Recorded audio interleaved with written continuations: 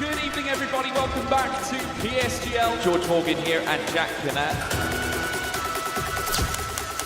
All the lights are currently lit here on track. And it is go, go, go! Contact through the Mercedes teammate. Denoso with a crafty maneuver up the inside. Masterclass from the Chilean. Crucial championship points on offer here. Do not count down Danny Berezne. Longe has done the job. This is for the win between these two. Freddie Rasmussen wins the United States Grand Prix. Alfie Butcher wins for the first time ever. Lucas Blakely takes the championship. It's Barry Foreman. Jarno Opmeer is your champion.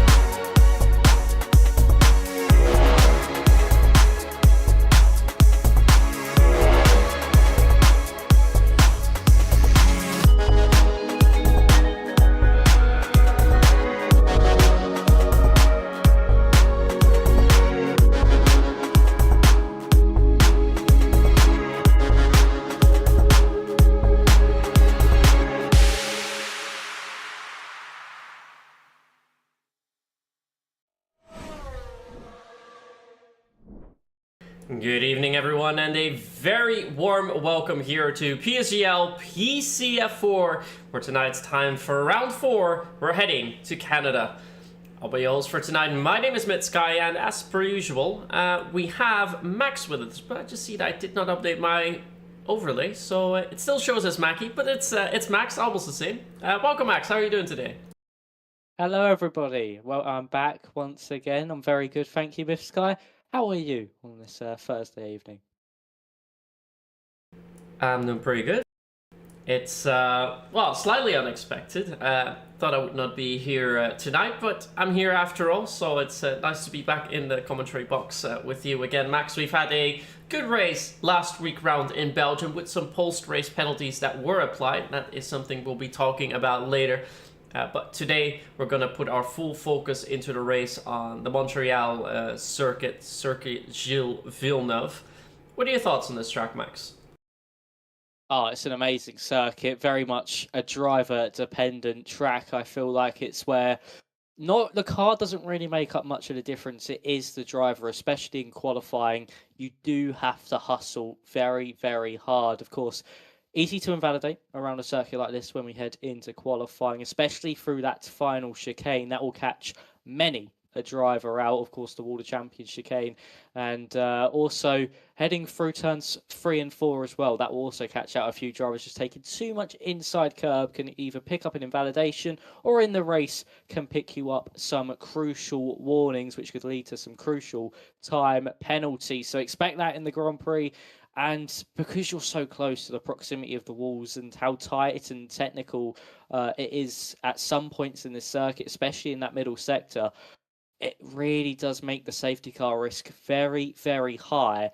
And also the chance of rain threatening this circuit. It's like every year in real life, you get a threat of rain at the Canadian Grand Prix. If it doesn't rain in a weekend here, it's not been a Canadian Grand Prix. So if it's not raining in the qualifying or the race, I wouldn't say that this really hasn't been the most representative session we've had around Canada. So we'll wait and see, but it's going to be a very interesting race tonight, and strategy is going to play a big part. Yeah, strategy will play a big part, but I think regardless of the weather, whether it's dry or whether it's wet, the race is going to be quite good, as we are currently already loading in 17 drivers that we have today. Before we talk a little bit more about the track though, there's one very important thing that we need to note, and that is that we have a driver swap Thomas Buldra has stepped down, and replacement for him is Campbell Adams, who is currently shared third in the standings. So it's very nice to see that Campbell Adams has gotten a full-time seat. Because he's fighting for the championship. At the moment, we have 5 drivers quite close to one another. Also something that we'll look at the break. But just to make it a little bit juicy for you already, the difference between spot 2 and 5 in the championship after 3 races is just 1 point max. Yeah, it's going to be interesting to see how that battle will play out for the rest of the season. And they're not far off the top of the standings either. We are loading into the lobby as we speak. So 10 points, of course, separating the top 2 as well, but points separating that top 5. A bad weekend for Exafox, our championship leader. That could all get spun on its head, and then we could have maybe the top 5 separated by 5 points come the next round of the season. So it's going to be so interesting to see. We're into qualifying now, and the first driver that's going to be heading out onto the circuit is going to be a Ferrari, I want to say. And that I think will be Menno. He'll be heading out for the first run of qualifying, and we'll see how he gets on. Yeah, we were missing, I believe, 1 or 2 drivers when we start, as Theo has retired serving his qualifying ban that he got after post-race penalties with the stewards' inquiries. So he will not be participating in qualifying, will be participating in the race later on. But what I was trying to say is that we were waiting for 1 or 2 more drivers. We'll have to see whether they can make quali. But we start at 9 p.m. European time, 8 p.m. British Standard Time sharp. And that is what happened here. So we're now heading into qualifying. And we see Menno make his way into the hairpin curve. There's actually only 4 corners on this track that have a name that we should refer to. We have turns 1 and 2, the Senna S turns. We have turn 8, which is the right left-hander, where we saw quite a few incidents this year in the real world, the Pont de la Concorde. Then we have the hairpin curve, turn 10, and then finally at turn 13, where Menno is coming through now, the Wall of Champions. So Max, we have our first lap. Please take us through. Here we are then with Menno heading down into turn 1, braking just at about 100 metres, get the car down to 3rd gear for turn 2, run the car out wide, easy to loop the rear end, but nicely done there from Menno, seemed very planted on the rear end there, through turns 3 and 4, a little bit wide from the turn 3 apex, puts him all the way out wide to the closest wall through turn 4. Now as we head into turn 7 and 8, just like turn 2, very easy to drop the rear out of turn 8, DRS open for the Ferrari as he then heads under the bridge for turns 9 and 10. Braking as you just get there, clip inside curb, clip the turn 10 apex, and that was very nicely done there as well. As we're about to head into turn 11, the hairpin, very, very tricky, lots of natural understeer on the exit of the corner as you then head through turn 12, and it'll be DRS open, heading all the way down the longest straight on the circuit, which heads you into the final 2 corners of the Wall of Champions chicane. Braking late at about 75 metres, down to 5th gear, use all the curbing you possibly can and get away with before invalidating. DRS open for Menno, what's it going to be? Tight run to the inside line. That's a 1:08.218. Lucas Baisner was not able to beat it, neither was Dimas, so it seems to be a very representative time so far from Menno. Yeah, it looked like a pretty solid lap time from Menno. Turn 1 and turn 8 in particular were very, very good. Also the final sector, turn 12 and 13, very sound.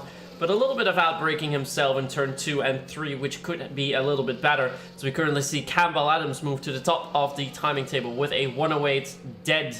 So I think we'll be moving into the 1:07s a little while later on. Let's see Marvin Gold currently on a lap, but I think Gabriel Pinto will be the next one across the line. He has invalidated, however. Nolo Vera's done the same, so has Exafox and Lighty, so it's just Marvin who has to get through turn 12 and 13, does so quite nicely. Now we'll make his way down the straight, and then we will have all drivers with a lap time so far. Marvin puts it on P9 for now. That's ahead of his teammate Dimas. Dimas, who is in the championship fight for now. The 5 drivers that are quite close to one another. The other drivers that we have in that fight, Campbell Adams, currently P1. Isaac Leeds, currently P4. Daniel Gottschalk, currently P6. Yeah, Dimas P10, but I'm looking... Oh, yeah, and Exafox currently 16, but he invalidated on his first run. So those are the 5 drivers to watch out for. I think Theo Bones, who has a quali ban, also one to watch out for. He's done quite well in the last 2 races where he seemed to pick up the pace, especially in Kota. He was doing quite well. So maybe he can pick up another podium tonight, Max.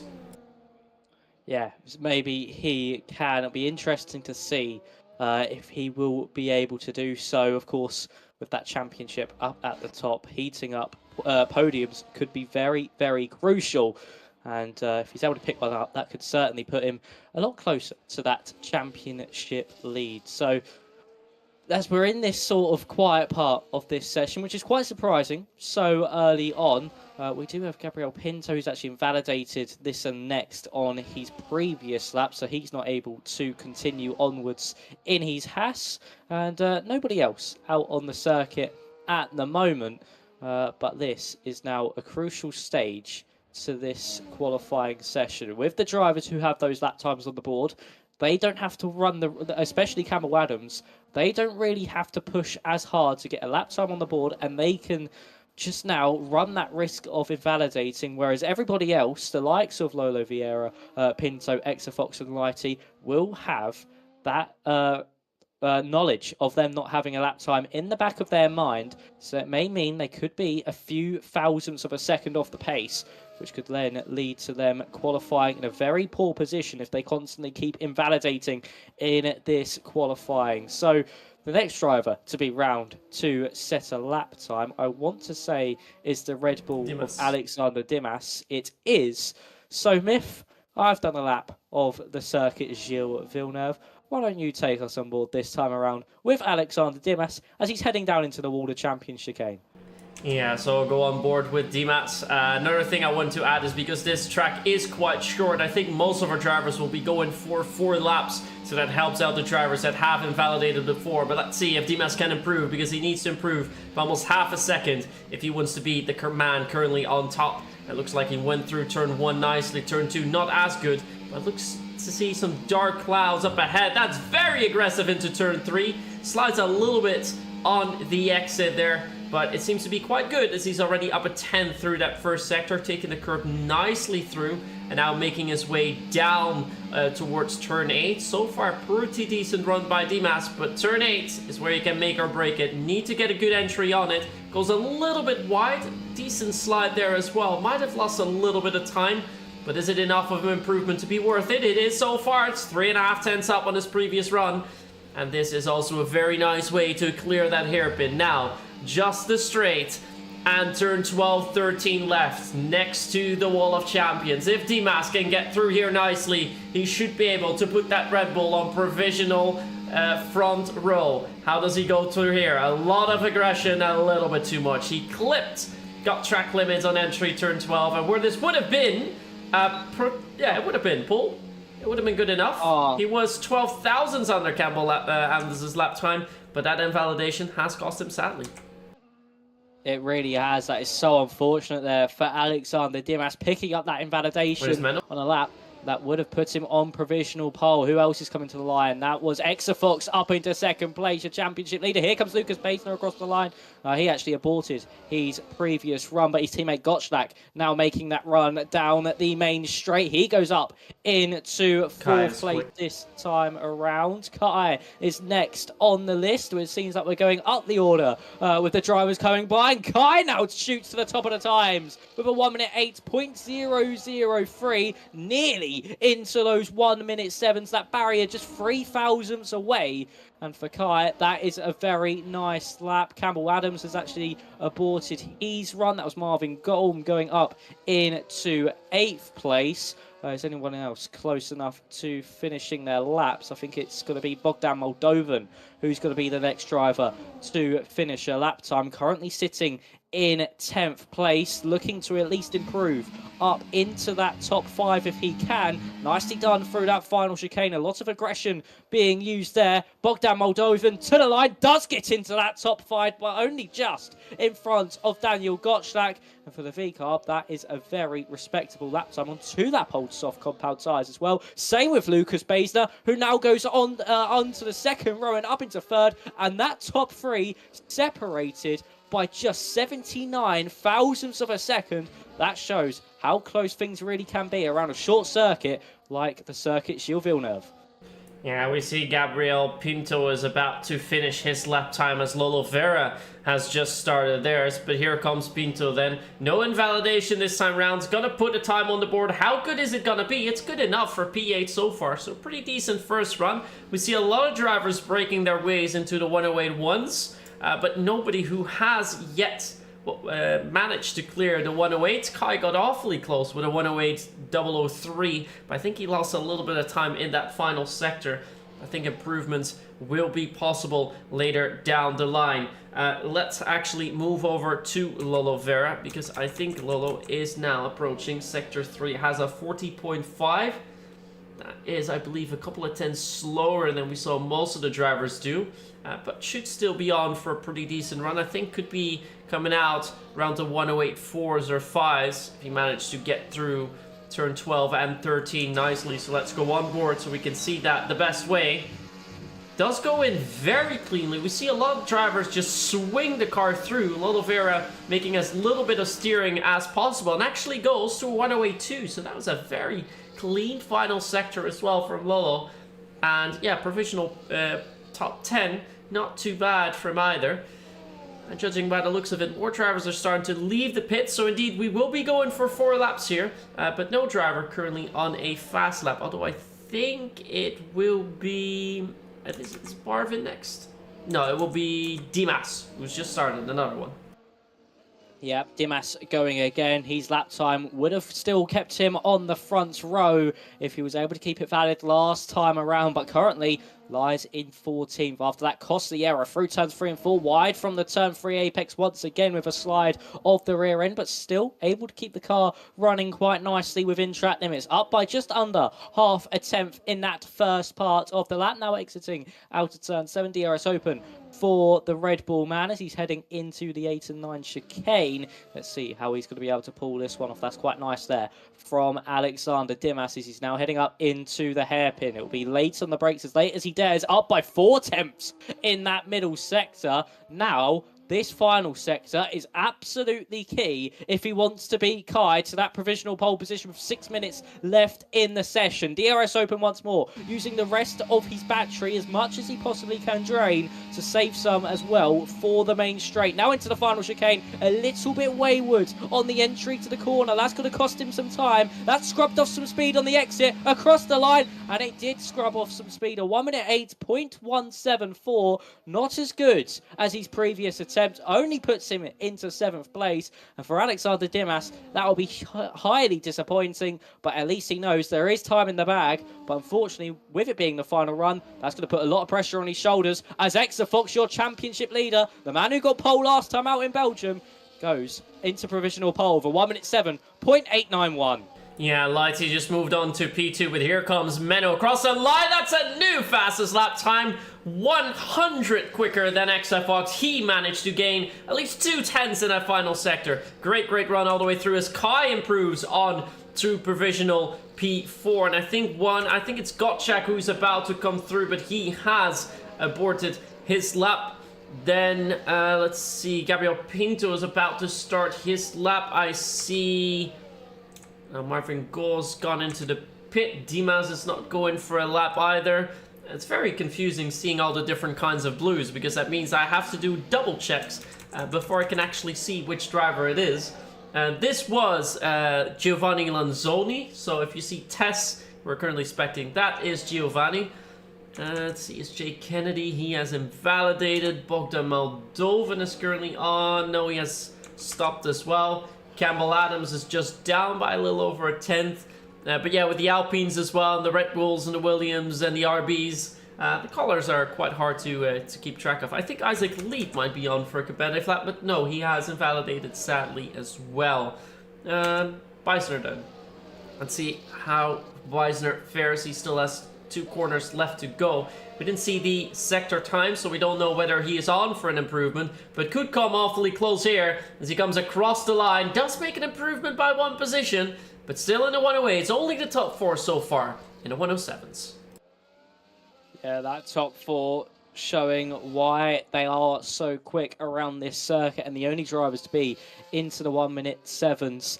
And for Kai, he still has another 1/10 of a second in hand. He was in that middle sector, up by just under just over a 1/10 and a half. So he was still going to be on for provisional pole as well once again. So another driver like Alexander Dimas, who knows they have time in the lap, but it'll be a huge amount of pressure to get it, because it will be the final run. No mistakes are allowed to be made from this point onwards. Daniel Gottschalk, is he on a lap? No, he is not. He is invalidated and, of course, out of fuel now as well. But everybody now coming back into the pit lane. It's just the two Mercedes heading into the pit lane. And the track will be clear for everybody else. But it does seem like both the Williams drivers of Campbell Adams and Giovanni are going to be out onto the circuit as the Williams drivers come out for their final attempt. And this does seem to give them enough time to do a final run and maybe just back off in case they make a mistake to just save those tyres, save the energy, and go again if they do make that crucial error. Yeah, they'll have to hurry up a little bit if they want to be able to do that. I think for now we're just going to keep our eyes on Campbell Adams, despite him being the second in line. But Campbell is one of the drivers to watch out for tonight. Not only one of the drivers currently in the championship fight, but as I mentioned earlier on this stream, has been promoted as of this race week to a full-time seat with Williams, replacing Thomas Bouldress, so can really put himself in that championship fight here tonight. Currently on P6, needs to improve by 2/10 to beat Menno to that provisional pole, but I think the pole time will be another 10th quicker, so we'll have to find 3/10s. He wants to get the pole here tonight. Let's now go on board with Campbell as he's lining up towards the wall of champions. Does so quite nicely, quite smoothly. Not sure if he could take more speed through that. We're going to find out in the first sector if he's on for improvement. Turns 1 and 2, especially 2, is very easy to overshoot, but keeps it very tight. That is one of the nicest second turns I've seen so far tonight. And turn 3, turn in harsh, little bit too wide there. There's still more in the bag for Campbell, and he is up by 27 thousandths of a second, so not as much as perhaps he would have liked to, but perhaps he can find the key in that middle sector. Yeah, he certainly could. The Williams driver is still, as you said, still up in that first sector, but there's certainly still more time to find. And through turn 8, that was very aggressive and maybe has cost him a heap of time just by being a bit too aggressive, going wide, but he still is up by a 1/10 of a second. This, as it stands, will put him on that second row of the grid. A bit twitchy on the exit of the hairpin as he's now heading down this long back straight. DRS will be open for Campbell Adams on his final attempt here in qualifying. He does not have the battery to go again. He's not decided to abort this one through the Water Champion chicane. That seemed very nice from Campbell Adams. What's it going to be as he heads up to the line? It was clean, it was precise, and it's good enough for provisional pole. A 1 minute 7.849 from Campbell Adams. The pressure was on his shoulders into that final chicane, and he has delivered so far in this session. Menno, though, what's he doing in the middle sector? He's up by just under a 1/10 of a second, but it's more drivers further around this circuit coming up to the line. Here comes Bogdan Moldovan. He goes in to 5th place. Gottschalk is starting a lap for Lucas Baisner. It's Alexander Dimas coming to the line now. He was down in the middle sector. What's going to be in the final? He does find some time. Stays in 9th. That was the McLaren of Isaac Leet going, demoting him to 9th. Where is Lightsey now up onto provisional pole? And there goes Menno, just shy by 7 thousandths of a second from Lighty, who currently snatches provisional pole away. Here comes Exafox, championship leader, invalidated in the final sector. Would have been good enough for pole position, and unfortunately for Exafox, that is it for him. I think, except from the two Mercedes drivers of Baisner and Gottschalk, that is going to be it for the session. Gottschalk is up, but makes a real hash of that in the final, in the hairpin there. That's not going to do Gottschalk any good. Baisner, he's made a mistake, I think, as well, out of the bus stop chicane. Not bus stop chicane, sorry, Water Champion chicane. He does not improve. Gottschalk now heading up to the line. What's he going to do? He's up by half a 1/10 for that middle sector. Is it going to be good enough to at least beat his teammate or even Bogdan Moldovan? No, he just loses time in that final chicane. But it's Lightsey on pole with a lap that was under the radar there compared to Menno's. He, in the Alpine, is the man on pole here in Canada. And this is going to be an exciting Grand Prix. A 7.803, 7,000 separating that top two. Be all to play for here in the Circuit de Gilles Villeneuve. Yeah, and the interesting thing to see here as well is that the men on the first grid slots, they are not in the championship fight. Lighty's not in there, Menno's not in there. So very, very great job by the pair of them. And then afterwards, we will finally see some of the championship competitors on row 2. As we're just waiting to see this queue out, we can see the full standings. It's pole position for Lighty, a 107.803, almost breaking into the 107.7s. Then it's Menno de Bever in second, followed by Campbell Adams and Exa Fox, the two fighting for the championship, also together on the second row. Then P5 goes to Kai, followed by Bogdan Moldovan, Lucas Beisner, Daniel Gottschalk, Isaac Leet, and Dimas to round of top 10. And after that, we find Gabriel Pinto, Lolo Vera, Che Kennedy, Marvin Golm. Then it's Giovanni Lanzoni, Paolo Afonso, and Theo Bones, who did not set a lap time as he had a quali ban. So these 17 drivers we will have in a bit. But first, we're going to take a quick intermission before we'll be back to talk about this qualifying session and also the previous race.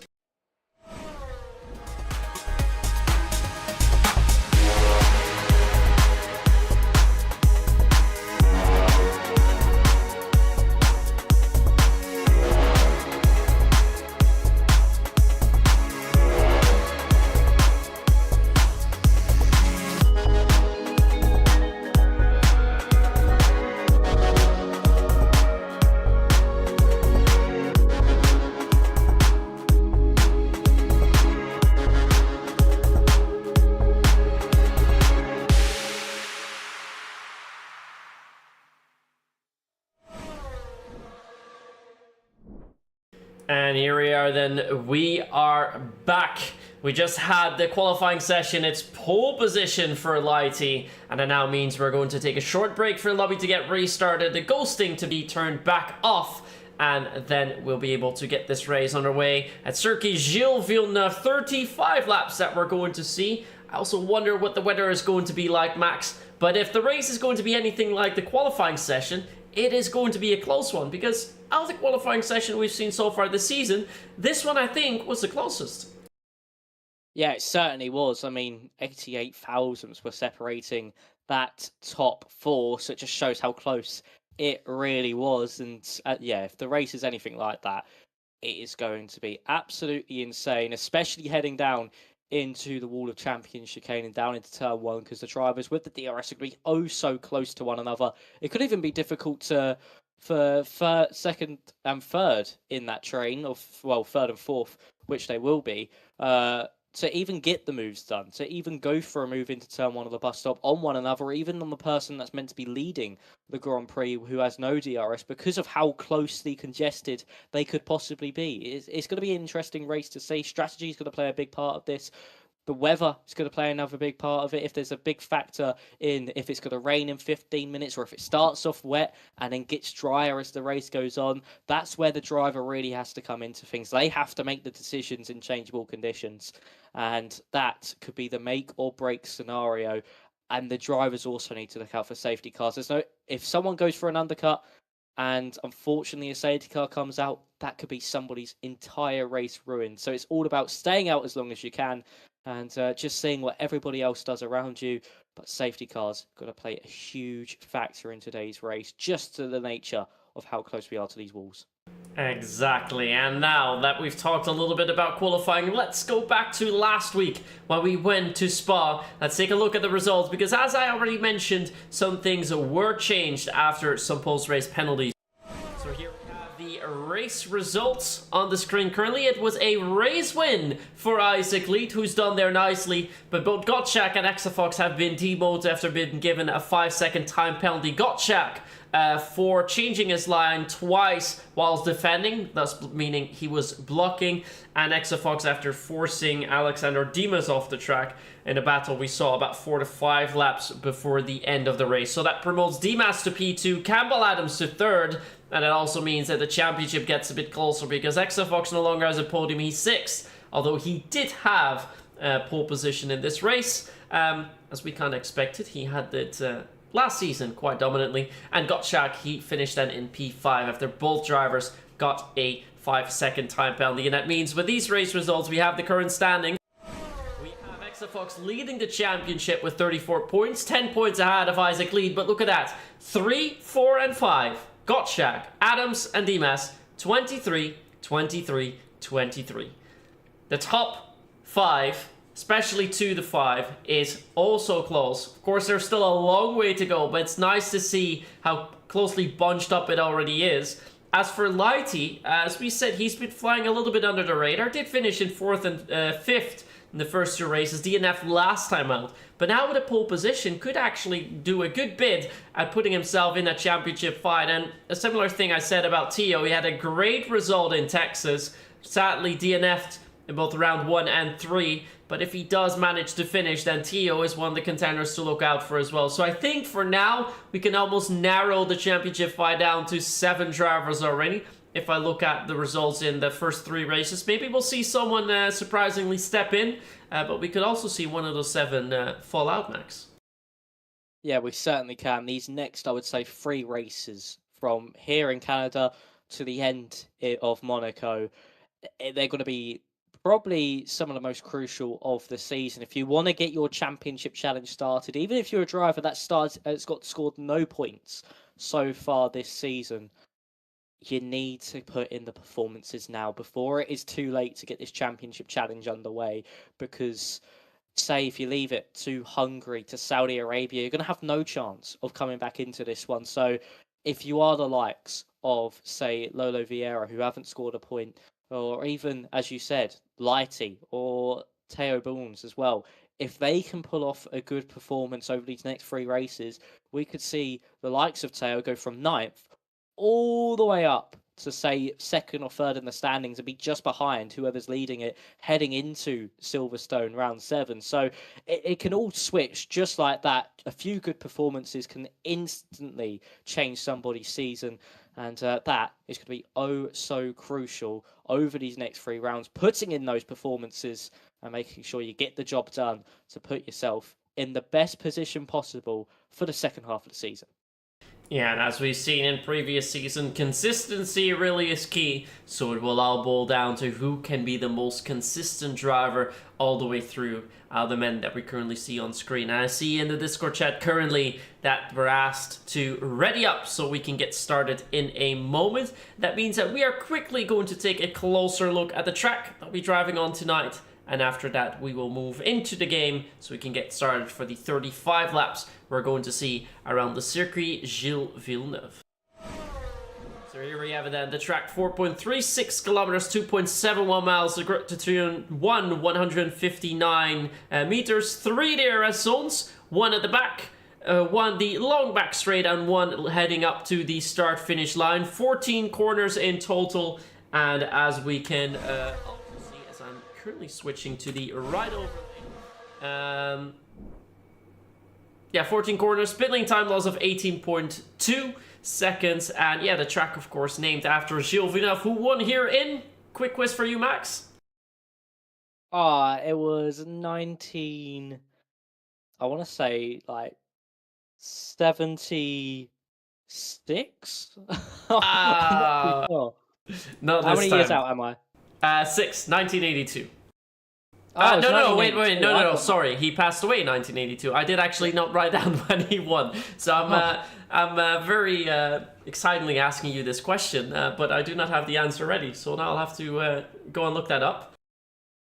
Let's see if we can find that out. In the meantime, I see that we are loading in, so I'll quickly already change the race view so you can see what's going on.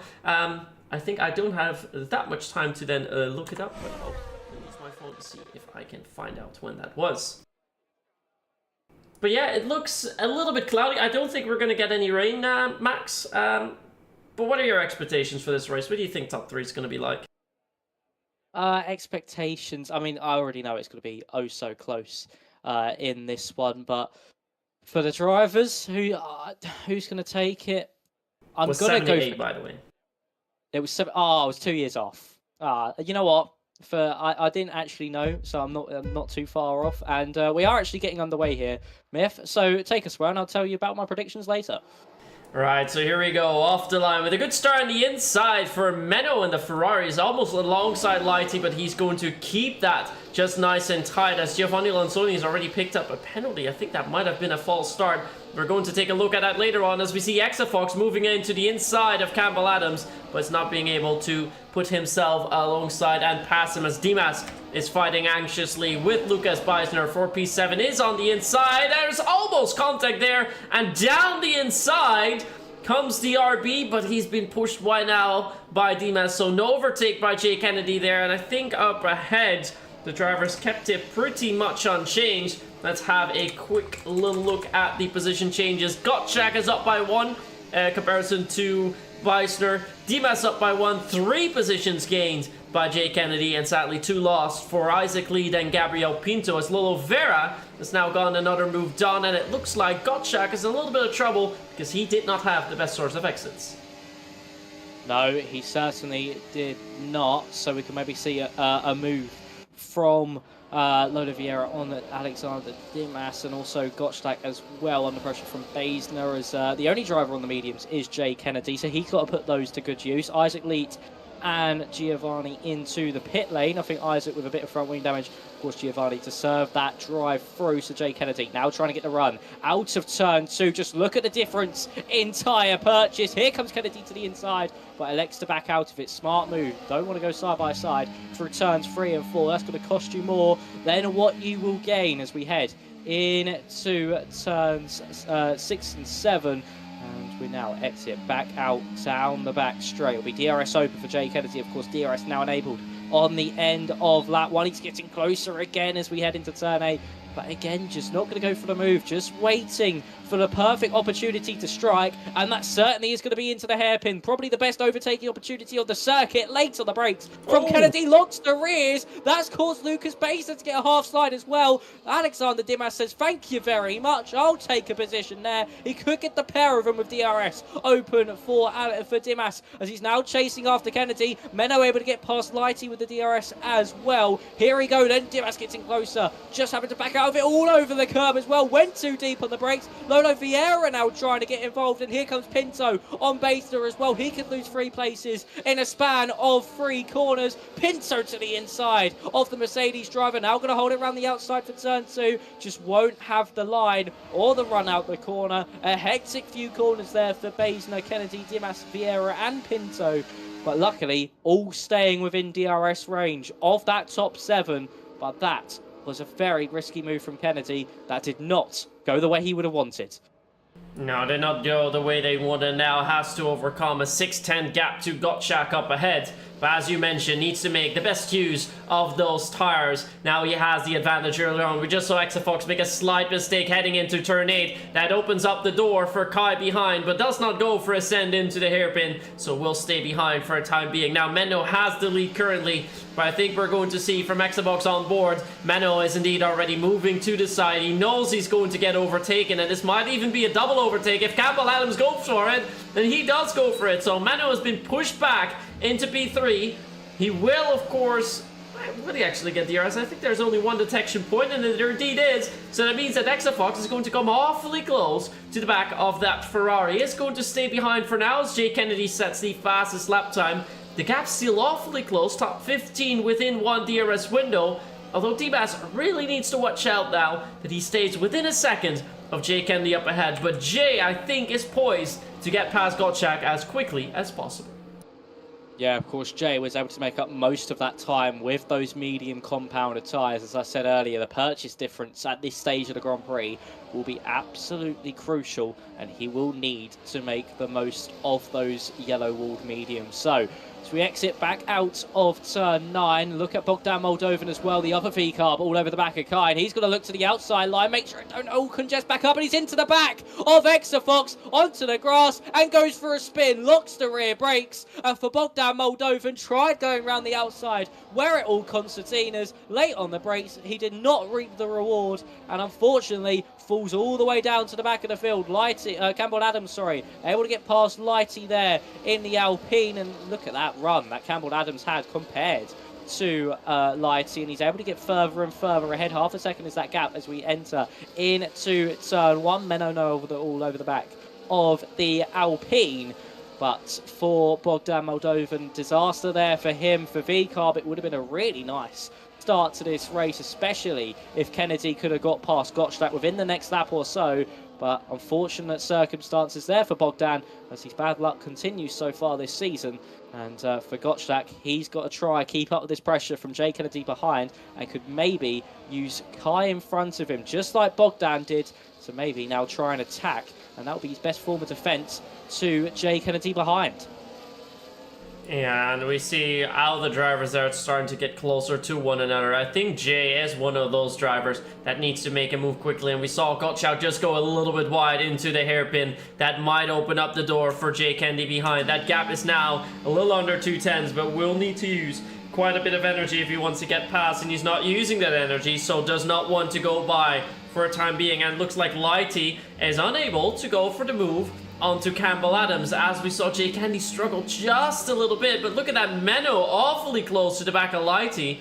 Lighty going a little bit wide into turn one. That might mean that there's a switchback coming from Menno, but well covered by Lighty. No way for the Ferrari man to get through there, and that means that we keep positions as they are. And it looks like Gabriel Pinto actually has fallen outside the DRS window of Lolo Vera, who currently is very close to the back of Alexander Dimas. Lolo Vera currently having a pretty good... Why do we have yellow where there's no car? I have no idea. Oh, that caught me off guard. Anyways, Kai. Oh, again. That is very confusing. And it's constantly popping up as well. So that could maybe remove a massive overtaking opportunity. Yes, we've seen a botched overtake and a failed overtake completely in that section of track, but it's gone now. We are back to green flag at the hairpin, but that was very confusing while we had a ghost yellow flag.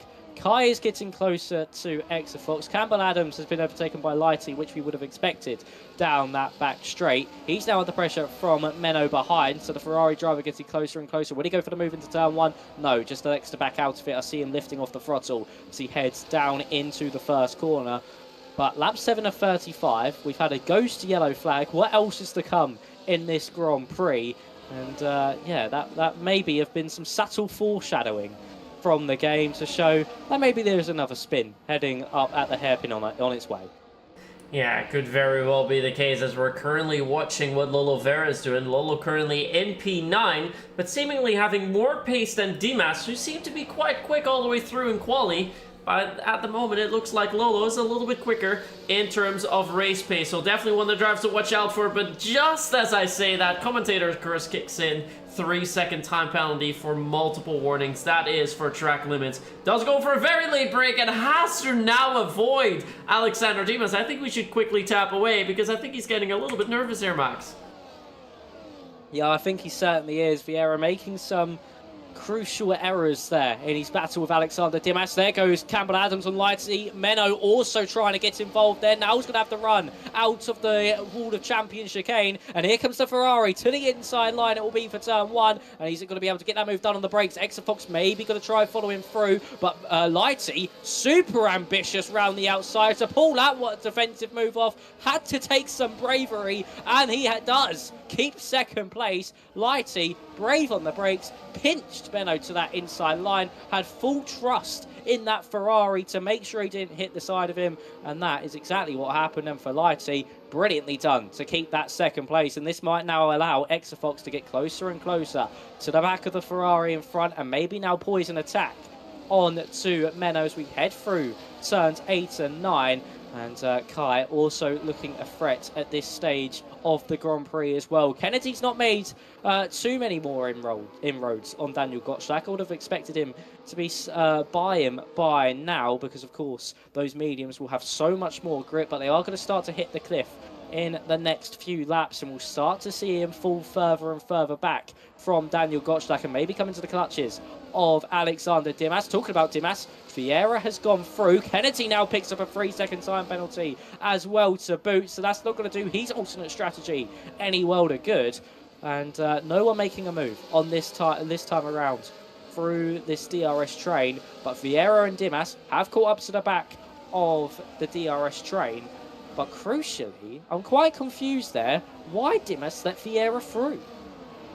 Yeah, I'm a little bit confused as well. It looked like he was just going out of the way, moving towards the inside. He was either trying to defend it there, heading into turn 12, or he was just letting him through. The only thing that I can see, like, behind him now, Gabriel Pinto is getting almost back within that DRS window. I doubt he's doing this to help his teammate Marvin, who is currently in P12, but definitely seemed a little bit odd from the outside view. But we're currently still focused on the fight for the top places, and it looks like Exafox is starting to mount an attack on that Ferrari up ahead, but also Menno still very close to the back of Lighty. But first, are we gonna see a move onto Campbell Adams? We saw a move being made, but look at that, they're all braking. They don't want to overtake just now, and this means that Exafox is going to have a better run out of turn 13. Needs to use some energy here if he wants to go for the move, does not use that extra energy, so will stay put behind in P4. But we have a nice snake forming, a nice queue that we have here, and Gabriel Pinto almost managed to put himself back in range with Dimas. As Dimas himself, not too far away from Oliveira either, but in one way there's a lot going on, Max, but on the other hand, we're also stuck in a train with not too many overtakes happening either.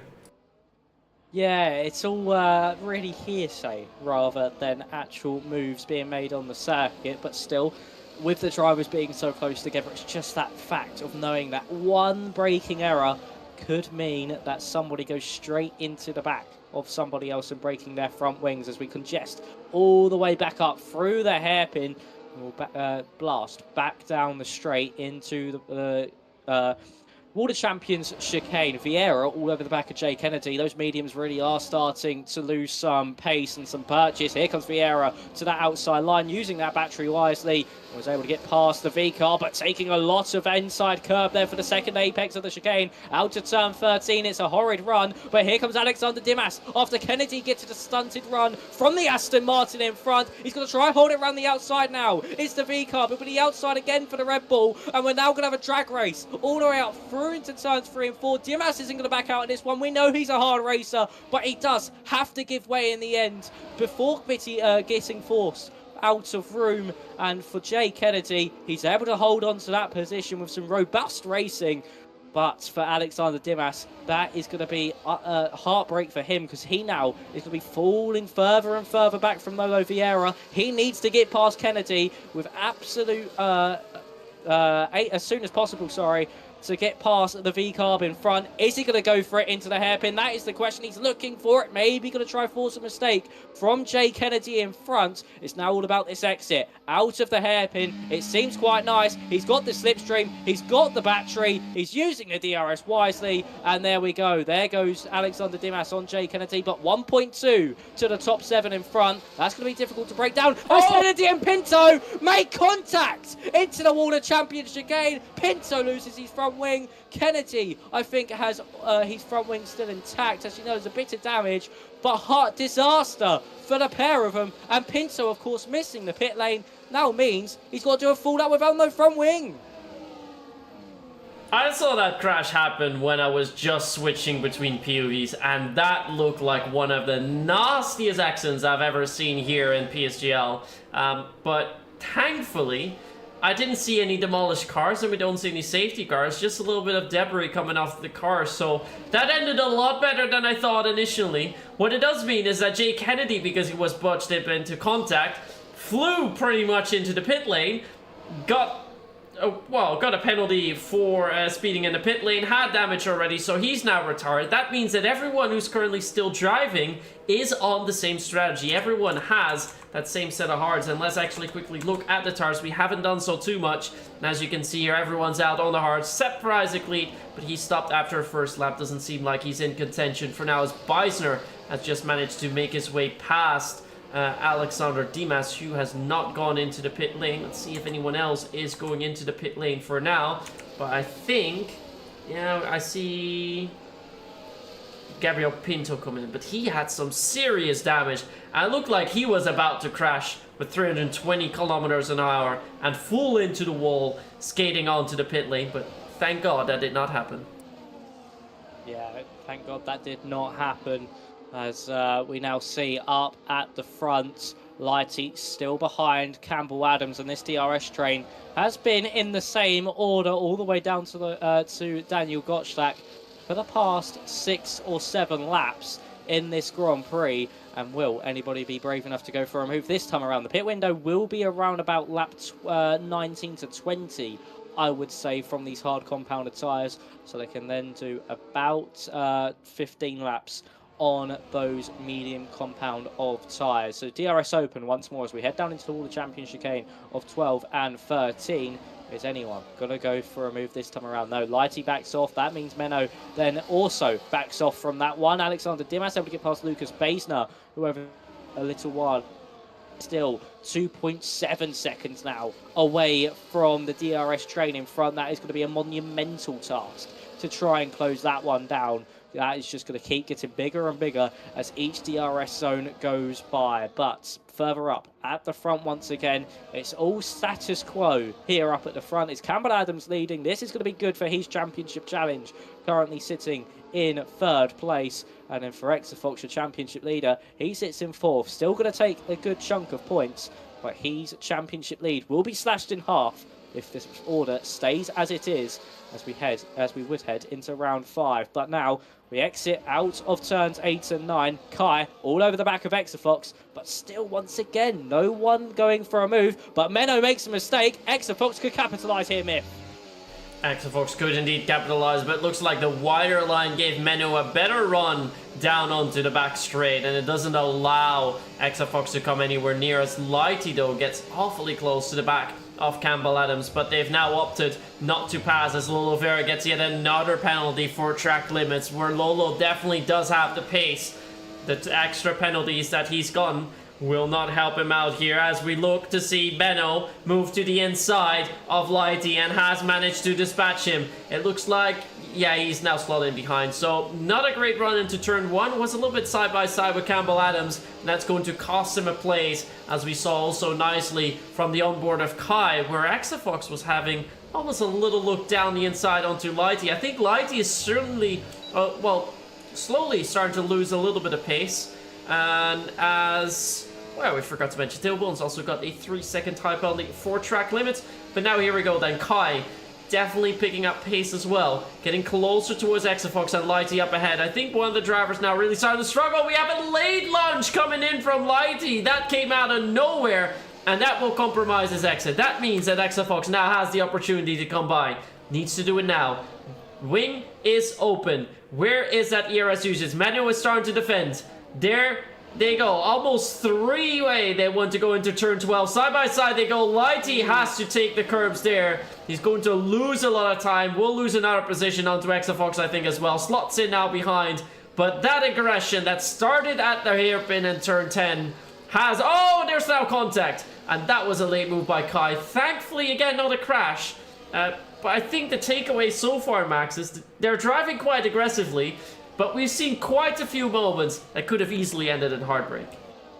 Yeah, it certainly could have. As Lighty actually picks up a 3-second time penalty. That's going to be crucial at the end of this race. I did say look out for the time penalties, and for Lighty, after getting pole position, that could just unravel all his hard work so far. Gottschalk to the inside of Kai. The driver's now starting to get very aggressive over the past lap or so, as Basner now picks up a 3-second time penalty as well. So we're now heading up into the hairpin where it all kicked off and where this all chain reaction happened from the last lap. And this time around, a lot more clean and a lot more sensible from everybody here. So DRS open once again for Lighty. He's not going to get close enough for a move onto Exafox, and I think it's just going to stay as it is before we head down into turn 1. But Menno with a poor run out of turn 13, but Exafox just going to back out of it slightly and not go for the move into the first corner. Campbell Adams must be looking at all this behind saying, someone overtake me. I want to save my battery, and with you guys all scrapping behind, not willing to overtake me and playing follow the leader, I'm not able to do so. But still, with all this, he has got better battery than Menno behind, so that at least he's got the car with the least amount of battery in this top 5, being the car directly behind him. and that could give him a few more fortunes from being able to fend off an attack from the Ferrari behind us. Bogdan Moldovan picks up the fastest lap on his 2-lap-old mediums, and I would expect these drivers into the pit lane within the next few laps or so to get rid of those hard compound tyres as they will start to age, and then switch on to a fresh set of medium compounded tyres as Fox really late on the brakes, locking the rears. This is now allowing Lighty to get the run, and he can maybe get back past the Aston Martin. Yeah, and I think he wants to, but a little bit of defensive action coming in there from Fox, using a little bit of that battery to pull away just a tad more, as Menno also awfully close to the back of Campbell Adams. And there we go, Menno making the move down the inside. He's now going to go, and just before turn 1, move has been complete, and the Ferrari man back at the top of the grid. But what I wanted to mention just now is that we have 7 drivers in this first queue within the first train. 2 of those drivers have a penalty, so realistically they're out of the fight. That leaves us with 5 drivers, but all those 5 drivers are from different constructors, so they can go for the same strategy. We have a Ferrari, we have a Williams, we have an Aston, we have an Alpine, and we have a McLaren. They can all do the same thing. We have, well, actually Gottschalk there as well. Of course, the Alpine's not in this fight. He has a penalty. We have both of the Astons in there, but also for Oliveira, 3 second top, well, 6 seconds actually, because he's picked up multiple penalties. And I think with that, it's also time to look at all the penalties that have been dished out so far. It's only 6 seconds for Oliveira, but all the other drivers on 3 seconds. So that's Lighty, Lucas Beisner, Theo Bones, Marvin Golm, Alexander Dimas, and finally Paulo Afonso, as we see Campbell Adams retake the race lead from Campbell Adams. Yeah, nicely done there from Campbell to just use the DRS, and Menno gave him a wide berth as well to make sure that there was no contact or any miscommunications there. Vieira and Golm into the pit lane. They have decided to pull the trigger to go onto those mediums and try this undercut strategy. But with everybody else still within this DRS train, could that be somewhat costly? Or will this middle sector allow them to gain enough time on everybody in front that down the back straight, they will not hemorrhage too much time to everybody else around them? So this is now where we see to the likes of Campbell Adams, Menno and Fox all stay out for another lap onto lap 20, or do they come into the pit lane this time around? As we exit out of turn 9, Menno still over the back of Campbell Adams, and he could still get the opportunity to get into the pit lane first if he uses his DRS wisely. Campbell Adams really does just park the car in the middle of the hairpin and just allow everybody else to concertina behind. But here we are then, Menno using his battery, DRS open for the Ferrari as he's heading down this long straight into the World Champions chicane. He does not elect to come into the pit lane. Nobody from this top 5 elects to come into the pits.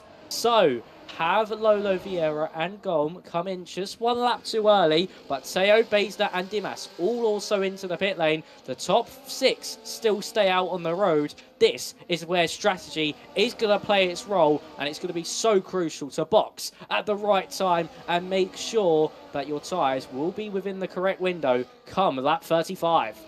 Yeah, we're currently watching Lolo Vera. He's going to stay quite far ahead of that pack behind, but then again, there was a few second gap to these drivers. But what was good from Lolo Vera is they made the pit stop at the right moment. He had about a second of a gap towards Giovanni Lanzoni behind, so that means he's in clean air. He can just drive around nicely, not have to worry about anyone else on track, and the drivers are now going to come into the pits. They might come around just around the area of Giovanni Lanzoni, and I'm not sure if they will come out ahead or behind. If they come out behind, they might get stuck for a little bit, because also Theo Bones and Lucas Beisner are there, but I think that gap was about 2 seconds. They might still come ahead of Giovanni Lanzoni, but they're still continuing on, and the longer this continues, as Gottschalk gets a 10-second time penalty for speeding in a pit lane, that puts Gottschalk out of contention for the race win here. So we're down to only 4. That's Kai Fox, Menno, and Campbell Adams. But for these drivers, as I said, the longer it's going to take, the more likely it will be that they end up behind Theo Bones, and the harder it will be to catch up with Lolo Vera. The only thing that saves them is that Lolo Vera has a time penalty. But look at that, Gottschalk comes out just around the place of Lolo Vera, actually just comes out behind. So for all the other drivers, they will come out just around this same spot and will not have clean air to drive away in. Yeah, and also forgot that with that 10-second time penalty as well to boot, that is going to hinder his chances more and more, and does show that the undercut is powerful, but you do still have about a 2-lap window over the rest of the field. So for if I was the likes of Kai and Lighty, I would come in no matter what the top three do at the end of this lap. So heading down once again into the Wall of Champions chicane. Is everybody going to come into the pit lane this time around? Campbell Adams does. He gets the car slowed down. Menno, everybody in from that top 5. So the rest of the field, except from the rest of the field, all making their pit stops. I just got a little bit confused with Isaac Lee. Alfonso picking up a 3-second time penalty, and Campbell Adams will keep his race lead, of course. But where does Daniel Gottschalk come out and Lolo Vieira in terms of that top 5? As you can see, they'll overtake him heading down into turn 1, but of course this pit lane exit then leads you back onto the racing line, and Gottschalk has made it into the race lead. The undercut has worked from the Mercedes driver. He found enough time with the DRS from Lolo, and he was able to snatch the race lead away from Campbell Adams. The only bad part about this is that he has that 10-second time penalty. It would have been a masterclass of a strategy, a masterclass of an undercut there from Daniel Gottschalk to put himself at the front of the field, but it's all been just the 10-second time penalty has ruined it all, and it's hanging over him,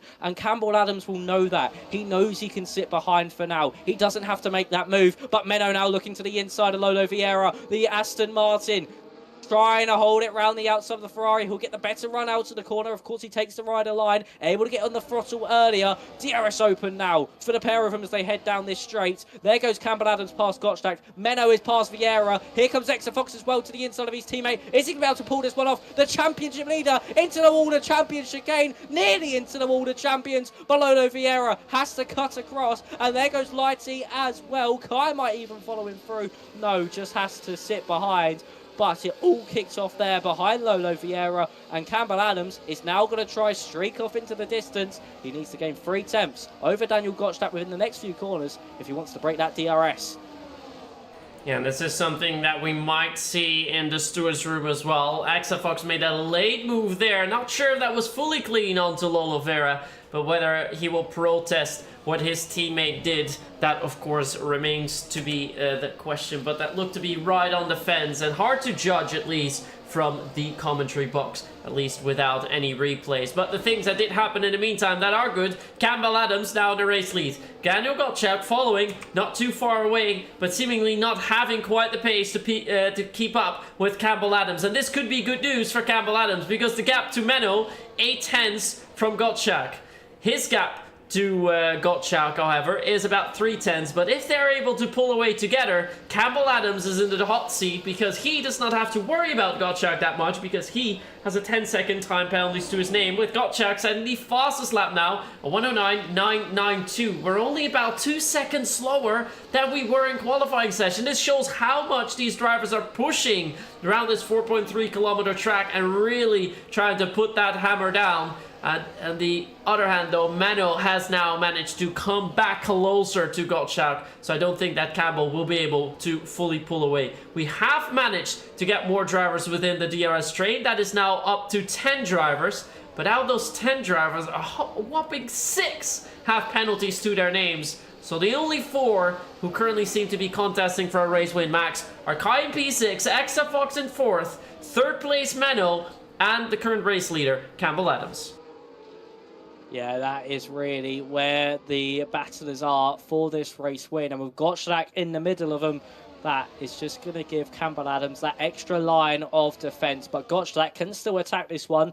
There's nothing that says he can't fight with the race leader, because he has this 10-second time penalty. He can still drive the race that he wants, and depending on if he did speed or not, or if it was a game glitch, he could still get this penalty removed. But he sits behind. Heading into turn 1 this time around, he still has the Ferrari of Menno behind, who is trying his ever so hardest to make sure he's able to get past the Mercedes and give him enough time to catch up to the back of Campbell Adams and go for that move. But there's no rush at this moment in time. We have 11 laps to go in this Grand Prix, and for Menno, it's just a waiting game. Save those tyres, save that battery, get past Gottschalk at the best opportunity possible, and then it's all focus on the Williams of Campbell Adams in front. But he needs to be careful that Exeter Fox doesn't go for a move on him because he is still applying an abundance of pressure. And of course, the championship leader is going to try and extend his championship lead by as much as possible, or at least negate the points deficit he'll lose here this evening. So, for Campbell Adams, he exits out of the hairpin for the 25th time in this Grand Prix, and Menno is now looking ever so racy behind Daniel Gottschalk. He's using that battery, he's eating at that slipstream, he's going to look to the inside, we're 3 wide, heading down into turn 12 and 13. Gottschalk cuts in front of Menno, contact was made, luckily the Ferrari not sent round spinning, but Campbell Adams now falling behind Exafox as well, and here comes the Aston Martin on the Ferrari, not able to get it done, as here comes Lighty as well on Campbell Adams. It's gone from good to bad to worse for Campbell Adams. It was leading this Grand Prix. It's now 4th as we head into turns 3 and 4 after a few corners. And he now has, he's the championship leader, his championship rival in front of him. And also Menno, who is no part so far in this championship fight, but sold this evening. He put himself up into that top 10 and certainly be looking at a championship charge later on in the season. But Gottschalk leads from Menno, from Exafox, from Campbell Adams. Lighty rounds out your top 5. It's going to be an interesting final 10 laps of this Grand Prix. Yeah, we see a little bit of a look down the inside for Kai, who's starting to get closer towards Lighty as well. But for Menno, this really is a race where he's showing his potential. We've seen it shine through at moments where we know he's a good driver. We know he can be quite there up there in the championship fight, but has not yet had the results to back that up. And I think tonight will be one of those nights where he can do a very good bit at that, and where he also has a very good chance on taking that race win, as he's now side by side with Gottschalk, and he's gone past. Menno de Bever currently in the lead, started second in this Grand Prix, now in P1, as Exafox is starting to get closer to Gottschalk as well, but I'm not sure if he wants to dispatch him or if he just wants to stay within line, save that energy for later on, and then go past on the final straight, as Lolo Veras picked up yet another time penalty for track limits. That's the 3rd time Lolo's gotten a penalty. That is a little bit too much if you ask me, but for race pace for Lolo, it hasn't been that bad. But then again, that also might be a result of the warnings and penalties he's been getting so far. But the previous races, he hasn't been quite up there. He is in there fighting with the leaders, at least in the same window, as we have a little cheeky look from Lighty on the inside of Campbell Adams. They now go side by side. Campbell Adams still slightly ahead, but Lighty wants to make a move here. Is he going to use some of his overtake? It looks like Campbell Adams has managed to clear away by just enough, but look at that, Exafox, Menno and Gottschalk. Gottschalk has gone to lead back, goes a little bit too quick into turn 12 and 13. That allows Menno to get close by, but Menno's actually opted not to pass him. He's just going to stay behind for now. He knows he's in a sweet spot, and he only has to worry about the drivers behind rather than the drivers up ahead, because he has a time penalty.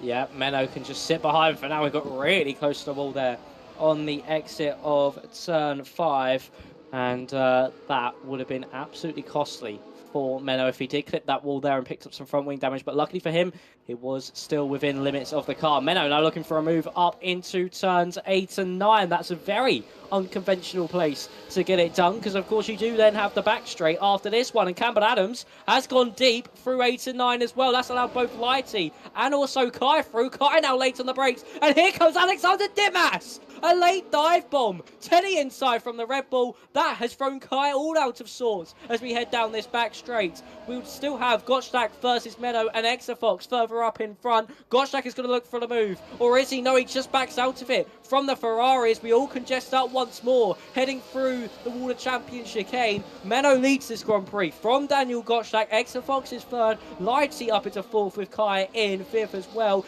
Is Lola Vieira going to look for the move on Campbell Adams? Yes, it is. He's race in this Williams is just unraveling corner by corner, and he's fallen down to 8th place now, leading this race only a few laps ago, now down to 8th, and he's got Lucas Baesner now knocking at the door for a position as well. So his feathers certainly have been rustled. He's starting to make the mistakes, and unfortunately there for Campbell Adams, his race is going from bad to worse. But for Menno, he's up at the front of the field. He's got a man with a 10-second time penalty between himself and the championship leader, Exafox. That's exactly what he needs, but he needs to just try and extend this gap out a little bit further. But with the DRS, it's going to be ever so hard to do.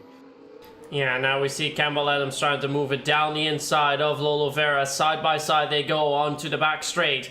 But there's something else that I want to see, which I spotted on the previous lap. This happened in turn 8 at the Pont de la Concorde. But Exafox, oh, a lot of contact there as 3-man wide they go. But did I spot it correctly? Let's take a look at Exafox. I thought he was missing a front wing end plate, but he's not missing anything. I thought I saw a front wing end plate flying. I'm still trying to figure out which driver it is. But I think all the drivers up ahead... No, there we go. It's Lighty who's missing a front wing end plate. He lost that on the previous lap, so he's going to lose a little bit of downforce as a result. And that would likely mean that he's going to drop down the order just a little bit more. And one driver that needs to take advantage of that is Kai behind, because Kai does not have a penalty. Campbell Adams does not have a penalty. They will want to put themselves into the fight with Menno and Exafox, but it's actually Exafox now who is leading the race, and Menno, who's slowly but surely also starting to fall further down the line and pushing himself back into the claws of Lighty. So Menno needs to pick up the pace. We still have a good 5 laps or so to go, but there's action in every lap currently going on. This is good. Yeah, it certainly is good. Exafox, 6 attempts clear of Daniel Gottschalk, and he really is starting to put his foot to the floor in this clean air. Your championship leader, proving why he is the championship leader after the first 3 rounds, but that was nearly it all going so wrong, and the commentator's curse striking again, and just that was absolutely crucial for him, and that would have been so disappointing if he did go around there. And Exafox now with Gottschalk still about 6 attempts behind. He's got that gap, he's got that good buffer between him and Menno as well. That's another half a second back from Gottschalk alone before he could get close to challenging at Exafox. But here we are then, heading up into 8 and 9. Exafox still with that race lead. Of course, Lighty with that front wing damage isn't actually doing too bad. And he is sticking quite well with the Ferrari, especially with that DRS, so he could still poise a threat onto Menno's chances of a race win here. But Exafox doing everything he needs. Lap 31 of 35.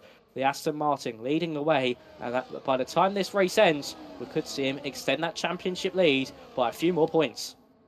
Yeah, it looks like at the moment Exafox is the driver with the most pace by a couple of tenths. It's for Gottschalk and Menno a little bit of a struggle to keep up with them, despite them having DRS behind them in 3 separate occasions on this only 14-turn track. So they need to really put it up onto Exafox, and Exafox has about 30% of battery left. For Gottschalk, this is slightly more. Just heading into the 50s. For Menno, it's about 60, so just slightly bit more. For Lighty, it's about, well, almost 70 now. And then the further behind we go, the higher the battery percentages are. But I think a driver that is going to work out for in a moment is going to be Kai, because he's getting closer to the back of Lighty. He needs to clear him as quickly as possible. He has the battery to do so, and I think Lighty just went a little bit too deep into turn 8. Is Kai going to try and make the move just yet? He's not using the battery just yet, but he's hoping that Lighty goes a little bit wide, takes a little bit of a different line through there.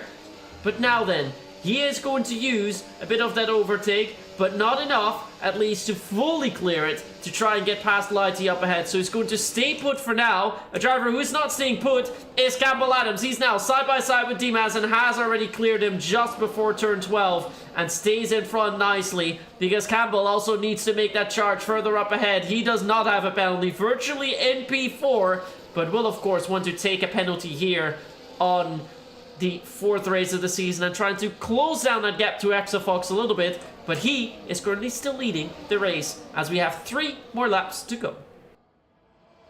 Yeah, Exafox still having that gap over Gottschalk, but it is now down to 2.5 tenths of a second. Giovanni now picking up a 3-second time penalty again so far in this race, but Gottschalk getting closer and closer to Exafox. If he gets the move done on the Aston Martin, this could put him under a lot of pressure from Menno behind. So look at the Mercedes driver heading up into the hairpin. He's just going to sit this one behind. He's just going to wait it out behind Exafox. He gets a tap from Menno as well to boot.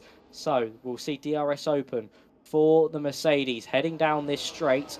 Will he overtake Exafox this time around, or will he still wait it out? We have 3 laps to go. It'll be 2 laps once we cross the start-finish line.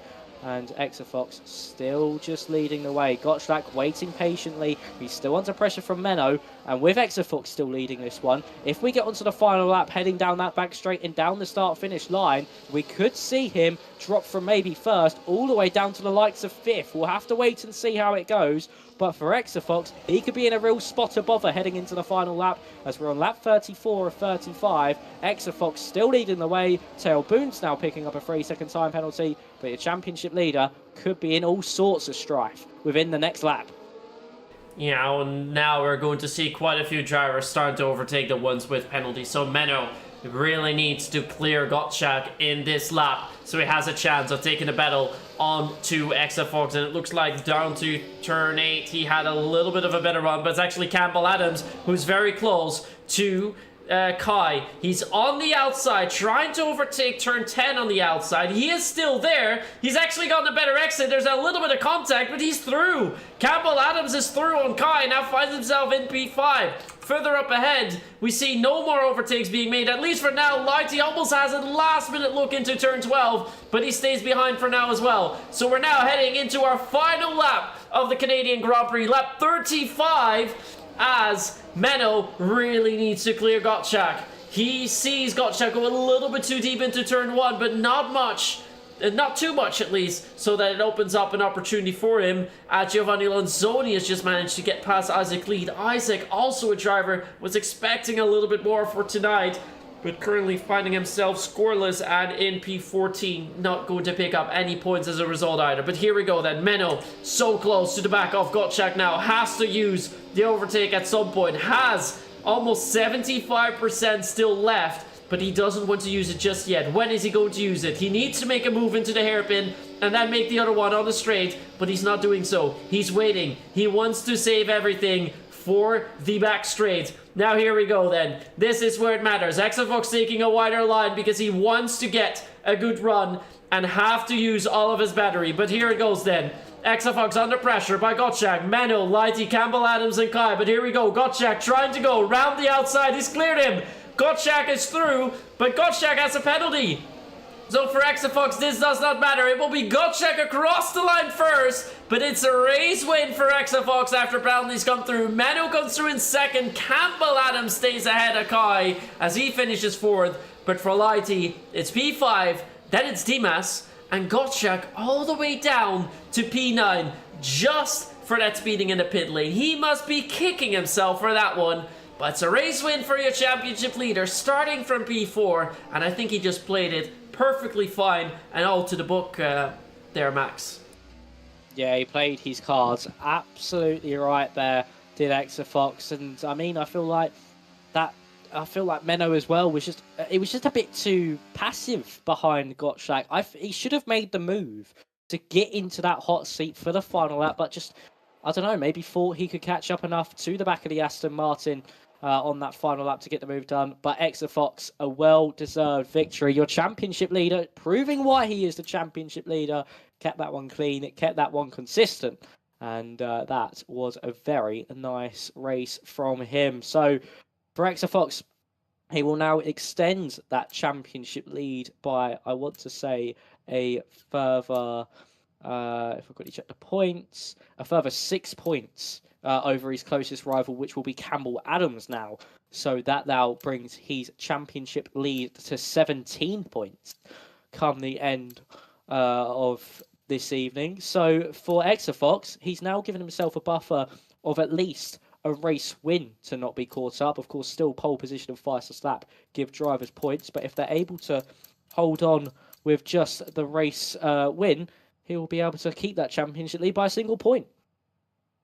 Yeah, that is exactly something that could come down to the wire later on in the season, but for now, Exafox is doing everything he can, picking up as many points and finishing as far up as he possibly can. But of course, we had earlier on that slide incident with his teammate, Lolo Vera, who's finished in P10. Wonder whether that is going to be protested, because if it does, it could cost Exafox. If he gets 5 seconds for that, he's going to be down into P6. So with the grid being as close as it is, a penalty really can make the world of a difference. I don't think Menno did anything wrong. Same thing goes for Campbell, and Okai did have a little bit of a set, but I think Dimas has even more. So maybe Dimas will also be investigated. There are a few things that we'll be looking at before we, of course, come back next week when the results have been solidified after the stewards had a look at it. But I think, Max, there's still something to say about these provisional race results.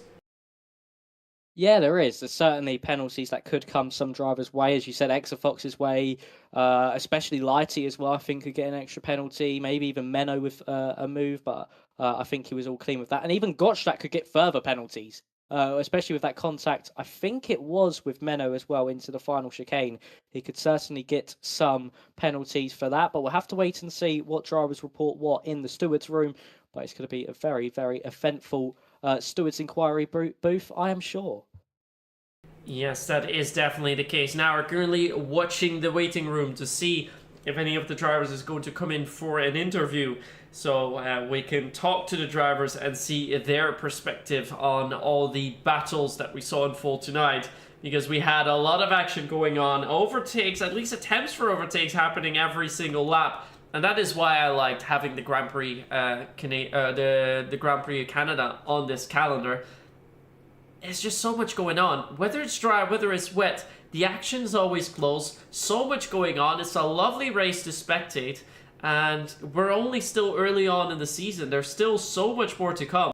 And if I currently have a quick look at the calendar, next week we will be in Qatar. No, it's Bahrain. Sorry, I always mess up the flags. Or am I messing them up again? No, it is Qatar.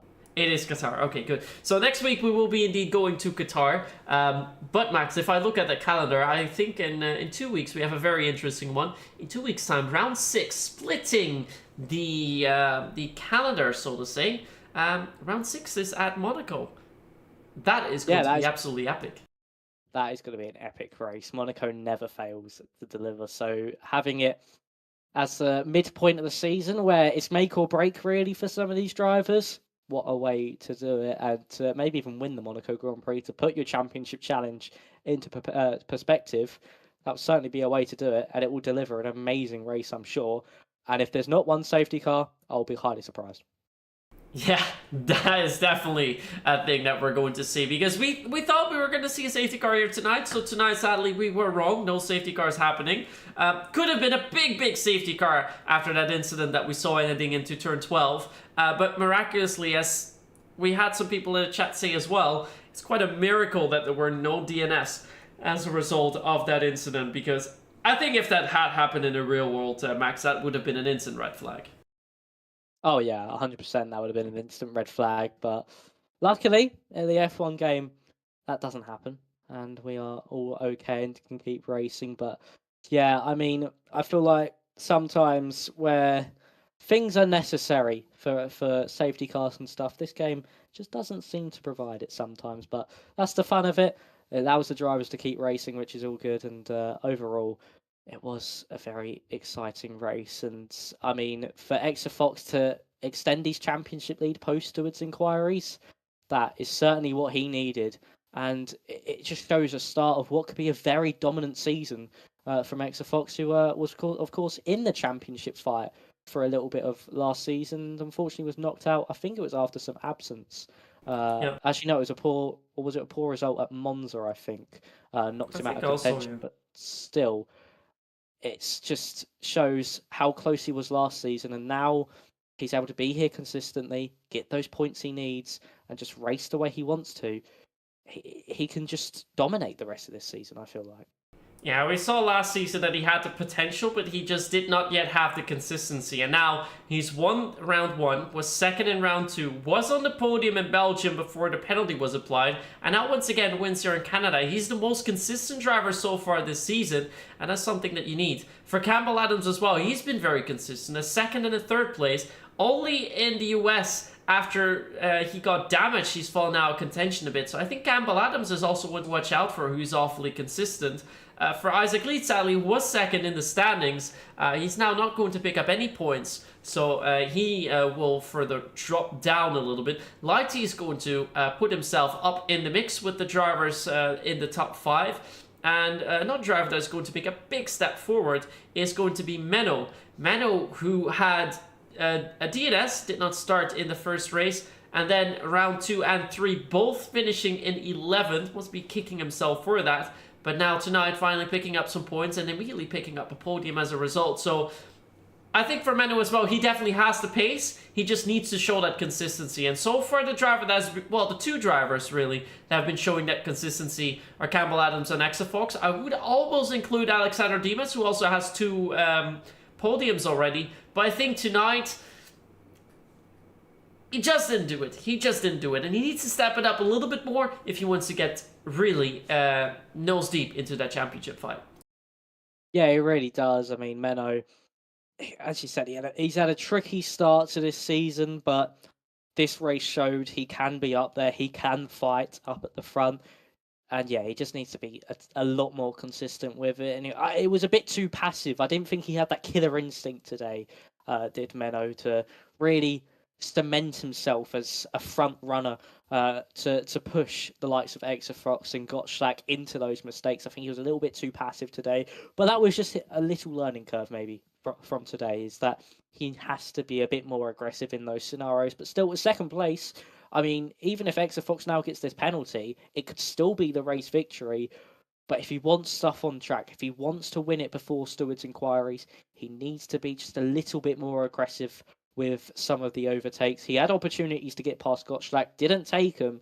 And unfortunately for him, he has paid the price for that. So yeah, Menno, if he wants to be someone to put himself in that championship fight, the only thing I really need to, well, 2 things I see that he just needs to slightly work on is the consistency of being up at the front, and to just be a bit more aggressive when it comes to making those vital decisions coming at the end of the race. Yeah, and that is all part of the learning curve, and that hopefully will help out Menno a lot more, changing that tactics a little bit in the final stages and try and get a race win as a result of that in the remaining races on this calendar. And with that tonight, we've had the first 4 races on the calendar, still 8 to go, with next week, as I mentioned, we'll be heading out to Qatar. I believe we don't have a break just yet. When's the break coming out, actually? It's after next week, actually. So we've got, it's actually 3 weeks till Monaco. So we got 3 weeks till Monaco. All right. So we got next week in Qatar, then we'll be off on November 21st, and then November 28th, I think that says, back at Monaco. All right, well, that is also good for us to note. Currently, I don't see anyone in the waiting room, so it looks like we won't be having any interviews tonight, sadly. But hopefully next week we will have some or the entire top 3 joining us for a short interview so we can have a bit of input from the drivers as well. Yeah, next week, Qatar. Just a quick note from you, Max. What are your thoughts on Qatar? It's going to be a great race, maybe a bit more DRS, or maybe just the same actually as DRS trains as we saw today. And it's going to be a lot more strategy dependent. You've only got really the overtaking opportunities into turn 1 and 6 to get the moves done. So drivers are going to be maybe a bit more aggressive as well to get those moves.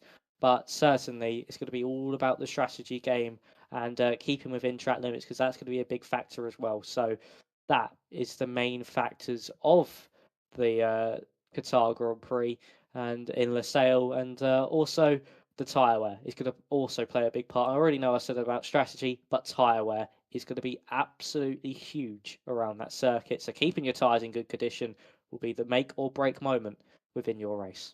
Yeah, and I think in comparison to tonight, qualifying might even be more heated than we saw earlier on tonight. If you missed qualifying session, definitely make sure to rewatch that, because we had a very, very close qualifying with the top 4 being within a 10th of one another.